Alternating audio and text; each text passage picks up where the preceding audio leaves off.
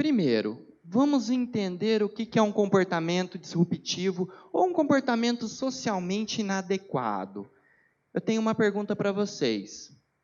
Gritar é um comportamento problema? Depende, olha, é isso, depende. Por quê? Se a criança estiver na educação física e estiver lá torcendo, sentadinho, gritar é um comportamento problema?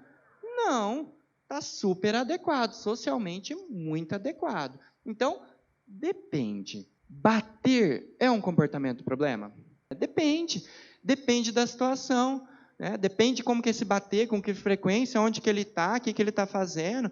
Nós, no dia a dia, depende. Às vezes a criança tem que saber se defender, empurrar, sair da situação. Que depende do quê? Depende dessa situação. Aqui eu trouxe um esqueminha para vocês, da psicologia comportamental, que mostra o quê? Vamos pensar sempre no depende de uma ocasião antes dessa ação acontecer. Por exemplo, gritar, bater.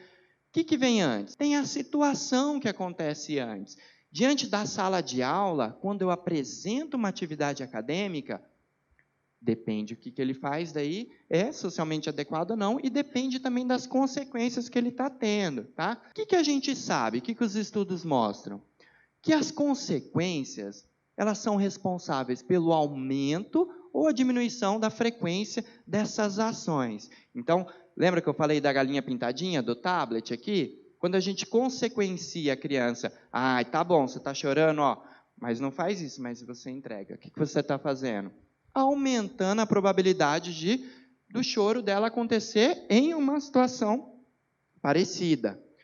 E mais do que isso, as consequências, elas selecionam as ocasiões.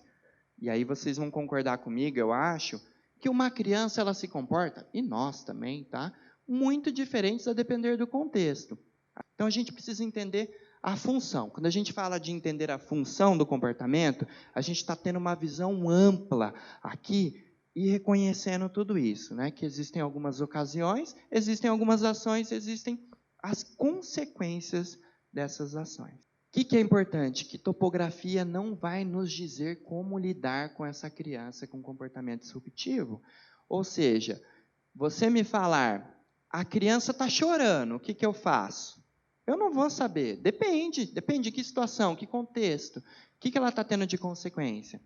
A nossa estratégia, ela depende da função do comportamento e não da topografia.